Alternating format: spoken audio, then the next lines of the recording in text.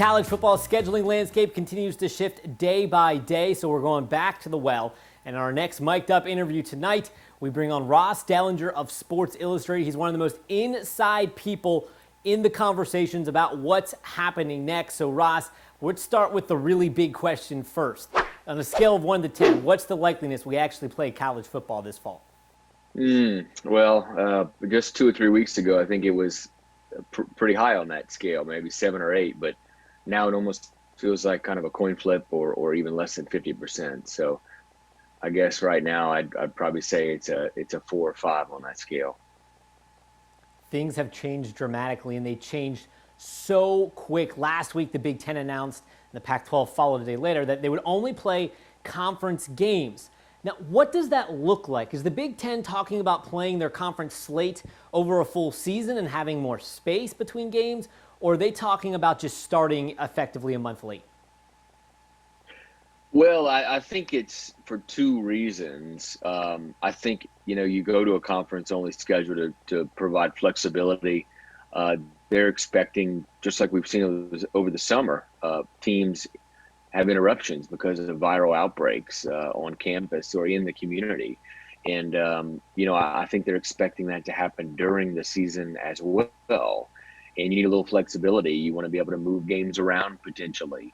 Especially, we know now there's probably not going to be a whole lot of attendance. So it's a little easier to move things around. So it provides you flexibility. Also gives you a kind of a conference-wide testing protocol that every team will follow, like a universal protocol. You don't necessarily have that because this is going to be mostly going to be a conference by conference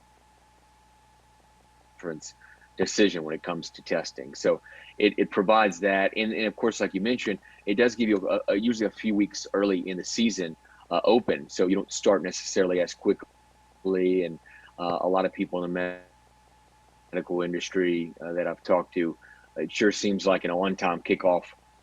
That ship has sailed. So it might be wise to push it back until you get to the conference game, which is usually late September and in October.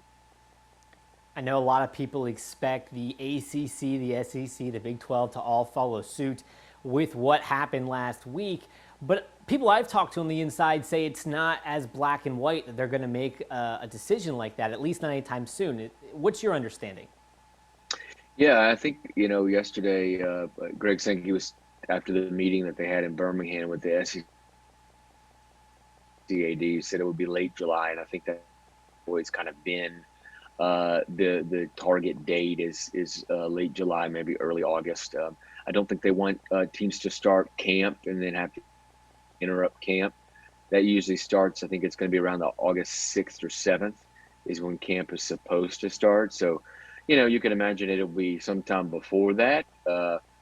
These next 2 or 3 weeks are very big. They're going to have to see a plateau in viral cases around the nation, and maybe even see them drop. You have to have local public health departments not being overwhelmed, which a few of them are right now, as we saw virus cases increase.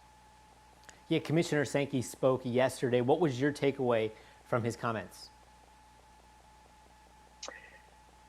Well, I think the realization is finally set in with him and in others in the league, SEC, that there is more doubt than ever, and there's going to have to be. You heard him say, push and encourage people to wear the face mask and adhere to the CDC guidelines and such.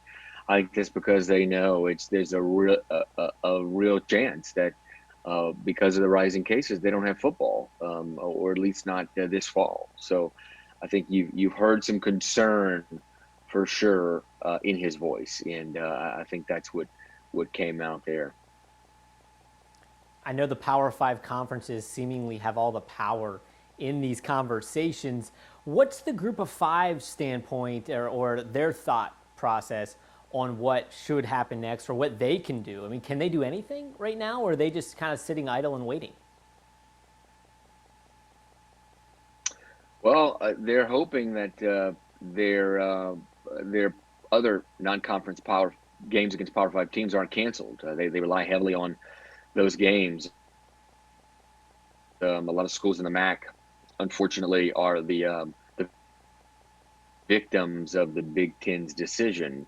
And then out there in the Mountain West, those who have games against the Pac-12, none of those games will be played, and so that money, which can range between 800,000 and 1.8 million a game, won't be paid to these Group of Five teams. So most of them are holding out hope they can play full schedules because they want that money is a huge piece of their athletic budget. You can imagine if you have a 25 to 30 million dollar budget, what $1.5 million is to you. It's a lot of money. It's a big part of your budget. 1/15 or 1/20 of your budget. And some schools have three guaranteed games against Power Five teams where they're getting upwards of $5 million combined. So those schools really badly want to play. I'm glad you brought up the guaranteed games because the Cajuns have one for $1.3 million this season. Now, we hear about those games being canceled and that money not being handed out, but I'm sure there are clauses that protect some of the teams. Or is there a force majeure, and I think I'm saying that right, a force majeure clause that essentially allows these Power 5 teams kind of out scot-free? What's your understanding of how these contracts work? Yeah, it's kind of tricky. And I think what you're going to see is probably Power Five teams reschedule these games in years later, and then pay up then maybe. But that doesn't do anything now for the Group of Five teams. And you might see, as one Group of Five AD told me, you might see them go to court. There could potentially be some legal fights here. But you're right. That clause that's in force majeure clause that's in a lot of the contracts, it could be an out, or it might not be. It kind of depends on how you look at things.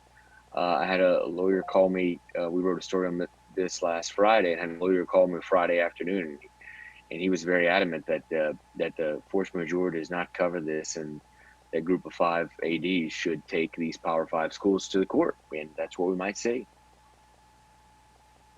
You've talked to lawyers, apparently. I know you've been talking to doctors, and I know you've been talking to athletic directors. What's the one thing out of all of these conversations that surprised you most?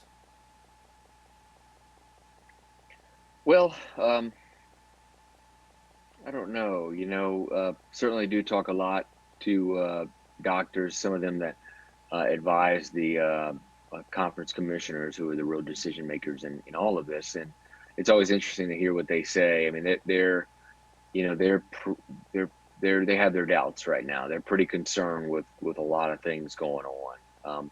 I think they're mainly concerned with the return of the regular student body onto campuses, and how college athletics cannot really create a bubble like you're seeing, for instance, in the NBA. It's much more difficult, and they're real concerned about that issue. And going forward, it's going to be interesting to watch, because I don't think the most difficult part is through. I think during the season, when you're having games and again the student body back on campus, that's going to be probably the most difficult part, and that's why I think most officials expect to have interruptions.